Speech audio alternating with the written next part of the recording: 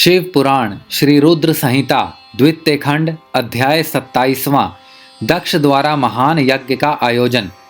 ब्रह्मा जी बोले, हे महर्षि नारद, इस प्रकार क्रोधित व अपमानित दक्ष ने कनखल नामक तीर्थ में एक बहुत बड़े यज्ञ का आयोजन किया। उस यज्ञ में उन्होंने सभी देव ऋषियों, महर्षियों तथा देवताओं को दीक्षा देने के लिए बुलाया। अगस्त्य, कश्यप, अत्रि, वामदेव, भृंगु, दधीचि, भगवान व्यास, भारद्वाज, गौतम, पैल, पराशर, गर्ग, भार्गव, ककुश, सित, समंतु, त्रिक, कंक और वैशपायन सहित अनेक ऋषि मुनि अपनी पत्नियों व पुत्रों सहित प्रजापति दक्ष के यज्ञ में सम्मिलित हुए। समस्त देवता अपने देवगणों के साथ प्रसन्नता पूर्वक यज्ञ में आए। अपने पुत्र दक्ष की प्रार्थना स्वीकार करके मैं, विश्व सृष्टा ब्रह्मा और वैकुंठ लोक से भगवान विष्णु भी उस यज्ञ में पहुँचे। वहाँ दक्ष ने सभी पधारे हुए अतिथियों का खूब आदर सत्कार किया।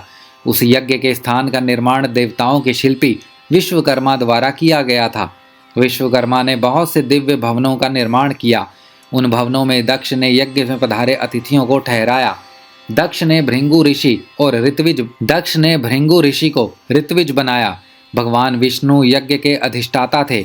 इस विधि को मैंने ही बताया। दक्ष सुंदर रूप धारण कर यज्ञ मंडल में उपस्थित था। उस महान यज्ञ में 88,000 ऋषि एक साथ हवन कर सकते थे। 64,000 देव ऋषि मंत्रों का उच्चारण कर रहे थे। सभी सहित यज्ञ में पधारे थे।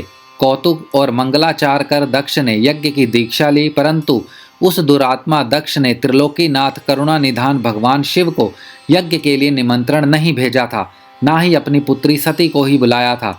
दक्ष अनुसार भगवान शिव कपालधारी हैं, इसीलिए उन्हें यज्ञ में स्थान देना गलत है।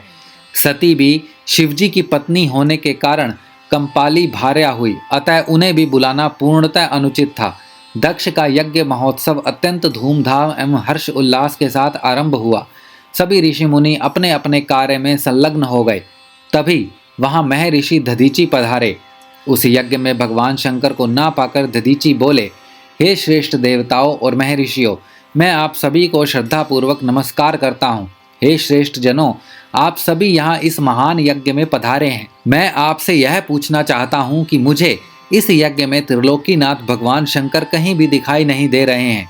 उनके बिना यह यज्ञ मुझे सूना लग रहा है। उनकी अनुपस्थिति से यज्ञ की शोभा कम हो गई है। जैसा कि आप जानते ही हैं कि भगवान शिव की कृपा से सभी कार्य सिद्ध होते हैं। वे परम सिद्ध पुरुष नीलकंठधारी प्रभु शंकर यहाँ क्यों नहीं दिखाई दे रहे हैं, जिनकी कृपा से अमंगल में भी मंगल हो जाता है, जो सर्वथा सबका मंगल करते हैं। उन भगवान शिव का यज्ञ में उपस्थित होना बहुत आवश्यक है। इसीलिए आप सभी को यज्ञ के सकुशल पूर्ण होने के लिए परम कल्याणकारी भगवान शिव को अनुनय विनय कर इस यज्ञ में लाना चाहिए, तभी इस यज्ञ की पूर्ति हो सकती है। इसीलिए आप सभी श्रेष्ठ जन तुरंत कैलाश पर्वत पर जाएं और भगवान शिव और देवी सती को यज्ञ में ले आएं। उनके आने से यह यज्ञ पवित्र हो जाएगा। वे परम पुण्यमयी हैं। उनके यहाँ आने से ही यह यज्ञ पूरा हो सकता है। महर्षि दधीचि की बातें सुनकर दक्ष हंसते हुए बोला कि भगवान विष्णु देवताओं के मूल हैं, अतः मैंने उन्हें सादर यहाँ बुलाया है। जब वे यहाँ उपस्थित हैं तो भला यज्ञ में क्या कमी हो सकती है। भगवान विष्णु के साथ साथ ब्रह्मा जी भी वेदों, उपनिषदों और विविध आगमों के साथ यहाँ पधारे हैं। देवगणों सहित इंद्र भी यहाँ उपस्थित हैं। वेद और वेद तत्वों को जानने वाले तथा उनका पालन करने वाले सभी महर्षि यज्ञ में आ चुके हैं। जब सभी देवगण एवं श्रेष्ठ जन यहाँ उपस्थित हैं तो रुद्रदेव की यहाँ क्या आवश्यकता है। मैंने सिर्फ ब्रह्मा जी के कहने पर अपनी पुत्री सती का विवाह शिवजी से कर दिया था। मैं जानता हूँ कि वे कुलहीन हैं।